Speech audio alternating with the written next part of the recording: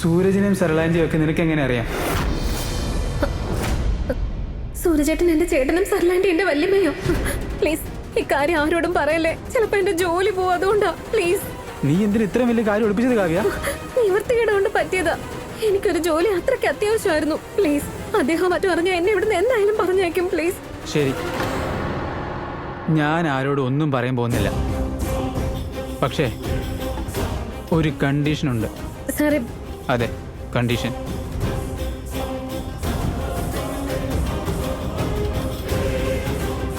നീ എന്നോട് ഇഷയെക്കുറിച്ചുള്ള എല്ലാ കാര്യങ്ങളും പറയണം. കാവ്യ,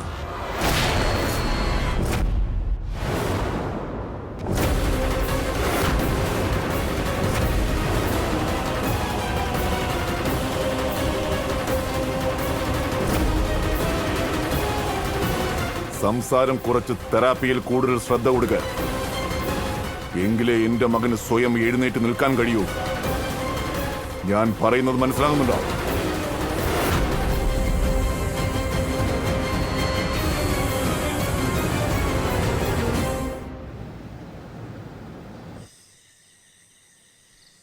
ലസ്സി ഒന്ന് കഴിച്ചു നോക്കൂ.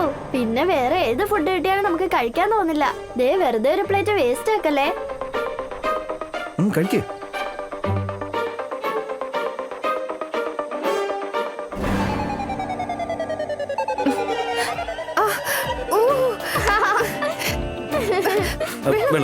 വെള്ളമാണോ അല്ലേ?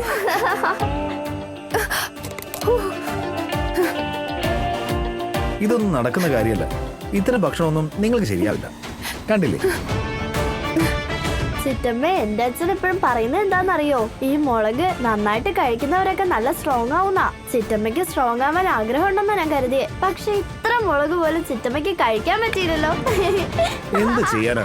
കൊട്ടാരത്തിൽ വളർന്ന രാജകീയ ഭക്ഷണമൊക്കെ കഴിച്ചവർക്ക് ഇതൊക്കെ എങ്ങനെ ശരിയാവാനാണ്? നീ എന്തായി പറയുന്നത്?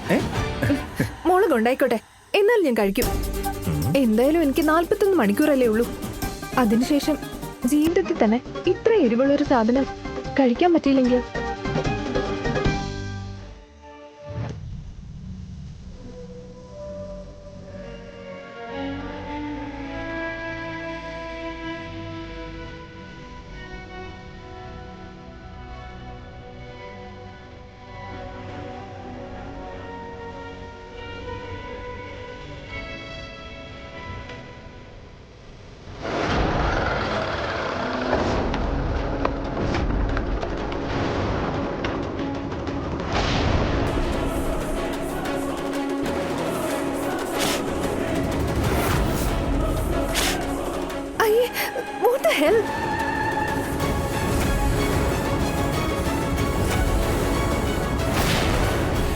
ഇതെന്ത് മര്യാദകേടാ? ആരെങ്കിലും ഭക്ഷണത്തിൽ തുപ്പാറുണ്ടോ?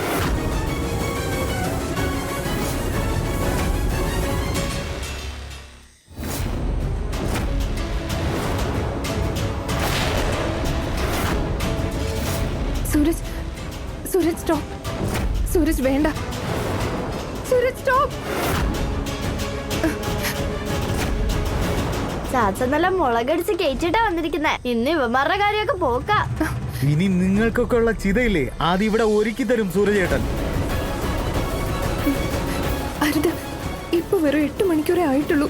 അപ്പോഴേക്കും ഇങ്ങനൊരു സിറ്റുവേഷൻ വന്നല്ലോ. ഓ ഗോഡ്, സൂരജിനെ ദേഷ്യം നിയന്ത്രിക്കാൻ പറ്റുമല്ലോ അല്ലേ? പ്ലീസ്. ചാച്ചനിതാ വടിയെടുത്ത് ഉയർത്തുന്നു. ഇനി ഇവിടെ കൊണ്ടുള്ള പൊടി പോലും കാണില്ല.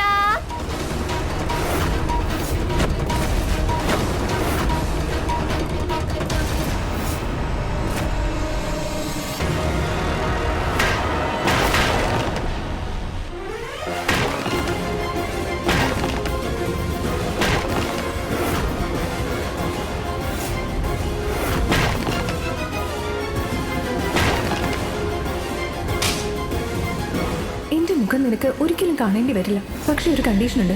എനിക്ക് നിങ്ങൾ പറയുന്ന ഏത് കണ്ടീഷനും സമ്മതം. എന്താ ചെയ്യേണ്ടത് പറഞ്ഞാൽ മതി. അടുത്ത 48 മണിക്കൂർ നീ ഒരു ഗുണ്ടായുസത്തിനും പോവാൻ പാടില്ല. ആരെയും ഉപദ്രവിക്കരുത്. തല്ലുകൂടാനും പാടില്ല.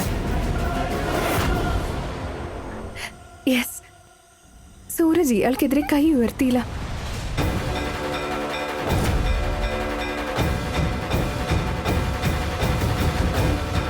സൂര്യചേട്ടൻ ചേട്ടത്തേക്ക് വാക്ക് കൊടുത്തില്ലായിരുന്നെങ്കിലുണ്ടല്ലോ ഇപ്പൊ കയ്യും കാലും ഒക്കെ ഒടിഞ്ഞു കിടന്നേനെ നീയൊക്കെ. എടാ ബ്രഹ്മചാരിക്ക് ഭാര്യ ഒരു ബാധ്യത എന്ന് തുറന്നു പറഞ്ഞേക്ക്.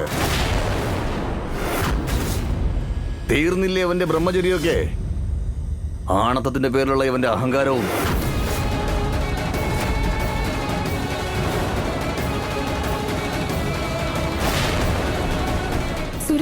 സൂരജ് ഇവര് പറയുന്നൊന്നും കേൾക്കണ്ട, ഇങ്ങോട്ട് വന്നേ.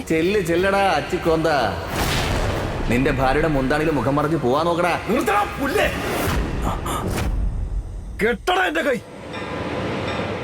കൈയും വായും രണ്ടും കെട്ടിയിട്ടേ പറ്റൂ വണ്ടി. പറഞ്ഞത് മനസ്സിലായോ? കാരണം ഇനി 40 മണിക്കൂർ കൂടി കഴിഞ്ഞാ എന്റെ നാക്കിനെ കെട്ടിയിടാൻ ആരും ഉണ്ടാവില്ല.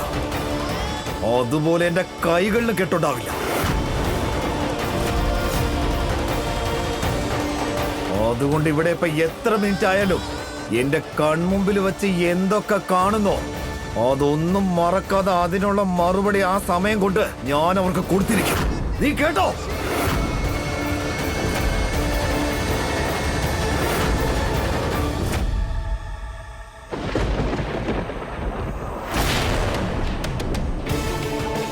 ഇഷ മാഡത്തിന് സാറിന്റെ അടുത്തേക്ക് തിരിച്ച് പറഞ്ഞേക്കാൻ എനിക്ക് എന്നെ തന്നെ തടഞ്ഞു നിർത്തിയേ പറ്റൂ. അത് ശരി. അപ്പൊ ഞാൻ ഇവിടുന്ന് പോവാൻ വേണ്ടി നീ ഏതറ്റം വരെയും പോവല്ലേ? നീ ദേഷ്യം നിയന്ത്രിക്കുന്നത് വാക്ക് തന്നതുകൊണ്ടല്ല, എന്നെ പറഞ്ഞേക്കാൻ വേണ്ടിയാ. കഴിയുന്നത്ര വേഗം നിന്റെ വീട്ടിലുള്ള എന്റെ സാന്നിധ്യം ഒഴിവാക്കാനും.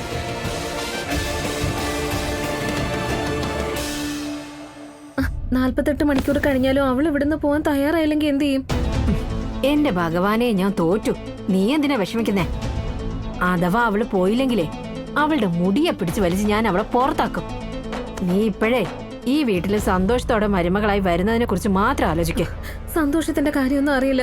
ആരുടെ കണ്ണ് കിട്ടിയതെന്തോ. ആദ്യം ഒരു പ്രശ്നം മാത്രമേ ഉണ്ടായിരുന്നുള്ളൂ, ഈ ബ്രഹ്മചാരിയുടെ വ്രതം തെറ്റിച്ച് എത്രയും പെട്ടെന്ന് അവനെ സ്വന്തമാക്കുക എന്നുള്ളത്.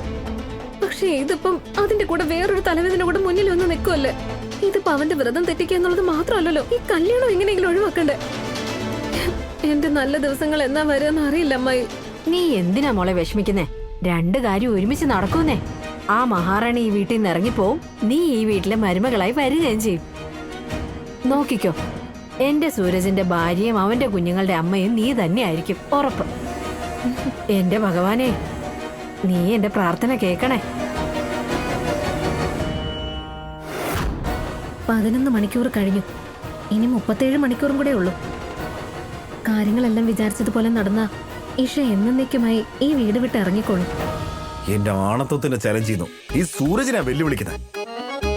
മുൻപായിരുന്നെങ്കിൽ എല്ലാത്തിനെയും കൂടെ ഒരുമിച്ച് ചവിട്ടി അരച്ചില്ല ഞാൻ. എന്നാ അരക്കായിരുന്നില്ലേ? അപ്പൊ എന്നെ പെട്ടെന്ന് വീട്ടിലേക്ക് അയക്കാൻ പറ്റില്ലല്ലോ അല്ലേ? പാവം ബ്രഹ്മചാരി.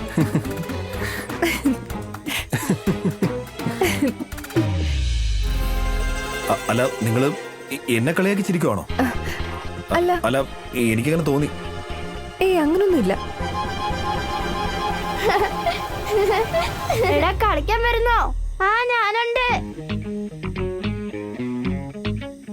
37 മണിക്കൂർ 37 മണിക്കൂറൊക്കെ വേഗം പോകുന്നേ. അത് കഴിഞ്ഞ ഓരോരുത്തരെയും തെരഞ്ഞു പിടിച്ച് ഞാൻ ചവിട്ടി കൂട്ടും.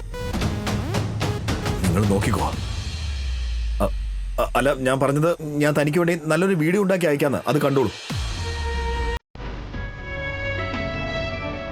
എന്നുവെച്ചാ ഞാൻ പോയതിനു ശേഷവും നീ എന്നെ പറ്റി ചിന്തിക്കൂ.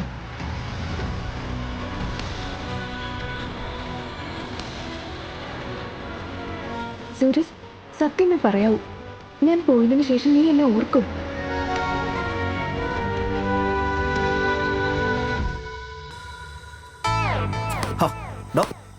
എന്തായി ചെയ്യുന്നത്? ചാച്ചൻ ഇങ്ങോട്ട് വന്നേ. ചാച്ചന് ഞങ്ങളുടെ കൂടെ കളിക്കാൻ വാ.